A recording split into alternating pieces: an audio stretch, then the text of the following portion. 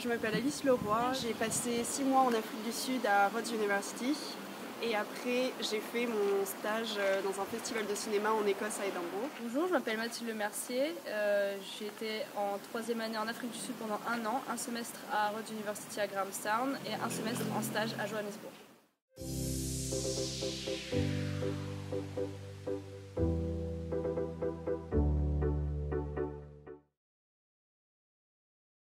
Moi j'étais vraiment obsédée par l'idée de faire 2 pays différents, 6 mois, 6 mois. Puis au final je me suis retrouvée à faire un stage dans le même pays où j'avais fait mon semestre d'université. Et personnellement j'ai trouvé ça mieux de pouvoir m'immerger vraiment pendant 1 an dans la culture d'un seul pays, surtout aussi grand que l'Afrique du Sud. Pour ma part, je trouvais que c'était intéressant de profiter de la 3A pour maximiser un peu le nombre d'expériences. Les 6 mois en Afrique du Sud, j'en ai quand même pas mal profité, surtout qu'on a pu voyager et tout un petit peu. Donc pour moi c'était parfait comme ça. Après j'aurais bien aimé retourner en Afrique pour mon stage, mais c'était pas vraiment faisable. Puis finalement l'Europe c'était chouette aussi. Donc ouais, non, je pense que 2 expériences différentes c'est intéressant aussi. Pour le logement, c'est l'université qui fournit en fait une chambre sur l'université et qui aussi donne l'accès à la cantine universitaire. Donc on est nourri et logé complètement pour une facture qu'on paye à la fin du semestre. Ouais. Qui n'est pas cher, qui s'élève à autour de 2 000 € pour tout le semestre. Donc pour 5 mois, logement et nourriture compris quoi. Voilà. Donc ça va. Au niveau du coût de la vie, au niveau du coût de la vie, ça va. On a pu voyager pas mal, louer des voitures, ça coûte pas très cher, sauf quand on pète un phare arrière.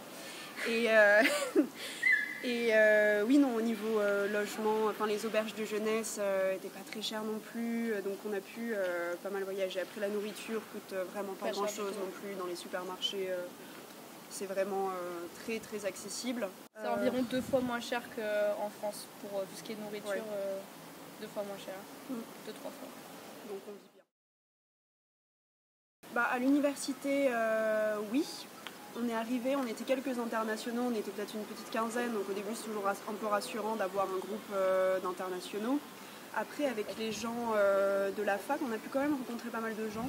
Les gens s'approchaient pas mal de nous, on avait plein de gens qui sont venus nous solliciter, donc oui, ça a été assez facile de se faire des amis sud-africains à l'université en plus des internationaux. Ouais, voilà, parce que manger tous les jours au réfectoire, on connaît un peu les têtes des gens tout le temps. Les classes, c'est pareil, c'est pas des effectifs extrêmement. On est mélangés en classe et ouais, c'est des petits effectifs. C'est des petits effectifs. Très facile de s'intégrer personnellement, je trouve ça très, très bien. Ouais. On a pu faire pas mal de trucs déjà en Afrique du Sud, il y a énormément de choses à voir. Enfin, tous les parcs nationaux, les paysages sont magnifiques, la faune est incroyable. Donc on a pu faire un road trip de Grahamstown, donc notre université qui est tout au sud de Johannesburg, près de la mer, jusqu'à Cape Town. Donc on avait loué des voitures pendant 10 jours, on a fait ce road trip. C'est hyper dense, tout ce qu'il y a à voir, les paysages sont très différents, puis les villes sont très intéressantes aussi. Cape Town, c'était magnifique. Voilà. Et puis à la fin du semestre avec Alice, on est parti 2 semaines au Zimbabwe, un peu sur un coup de tête on va dire, parce que notre visa expirait en fait. Voilà, donc on devait partir. Le Zimbabwe, c'était pas spécialement facile d'accès en termes d'infrastructure. Je recommanderais plutôt d'aller se diriger vers la Namibie, des choses comme ça. Facile. Ou même de rester en Afrique du Sud parce que les pays autour sont assez difficiles d'accès. C'est pas facile dans les transports, c'est pas facile dans les hôtels. Le tourisme n'est pas très développé. Donc c'était une expérience assez enrichissante parce qu'il a fallu se débrouiller sur énormément de points. Il a fallu se débrouiller toute seule, vraiment à partir de rien. Mais c'était très bien. C'était sport, mais c'était vachement bien comme voyage. Voilà.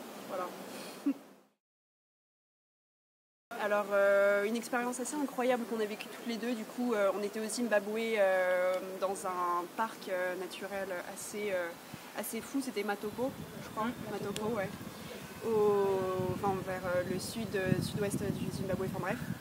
Et du coup, on était avec un guide qui connaissait un peu tous les rangers qu'il y a dans le parc. Et ils nous ont amenés, ils savaient un petit peu où il y avait les rhinocéros. Et donc, on s'est approché à peu près à... même un peu moins, non ? Entre 5 et 10 mètres. Ouais, entre 5 et 10 mètres de rhinocéros, c'était assez intense comme expérience. Ouais, personnellement, je tremblais de partout, mais c'était absolument incroyable. Ouais. C'était fou. Ouais. Et puis du coup, pour moi, vu que je dois en citer une autre, je dirais le saut à l'élastique au Blue Crowns Bridge, qui était près de l'université. On a fait ça pendant le voyage. C'est un des plus grands du monde, il fait 216 mètres. Donc c'était assez, c'était génial. On a été 3 dans le groupe à le faire et c'était une expérience de malade. Les singes sur le campus. Ah oui. Des singes sur le campus. C'est vrai. Qu'est-ce qui nous arrivait un peu de... Première expérience, on arrive à Johannesburg, on se les pèle et on passe la nuit dans l'aéroport. Déjà, ça c'était sûr. Quand on est arrivé à Johannesburg en juillet, en juillet en Afrique du Sud c'est hiver. Et donc on a dû passer toute la nuit dans l'aéroport, il faisait 8 degrés et on se pelait. Froid. Voilà, et après je pense que l'arrivée aussi a été assez impressionnante avec les paysages et tout ça, et notamment voir sur le campus des animaux sauvages, genre des singes ou des très gros oiseaux, c'était très dépaysant. C'est fou, ouais. Même la végétation sur le campus, il y avait des trucs absolument incroyables, on était tout le temps en train de regarder partout. Ouais. Ouais. Alors, nos cours ils étaient en anglais. On a fait, alors elle et moi on a fait de la science environnementale, on a fait de l'histoire et on avait fait un autre cours sur les cultures et les langages en Afrique. Et puis et moi j'avais philo aussi. Voilà, de la philosophie. C'était au niveau du volume horaire, c'était que des cours de 45 minutes, donc ça nous faisait un volume sur la semaine d'environ 13 heures, ce qui était assez raisonnable.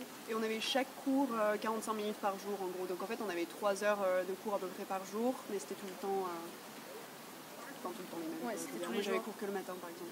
Au niveau du rapport avec Sciences Po, ça dépend. Par exemple, l'histoire, on a pu retrouver beaucoup de choses qu'on avait fait sur certains aspects. Après, par exemple, nous, on a fait un truc à rien à voir. On a fait de la science environnementale, donc c'était beaucoup plus des sciences dures.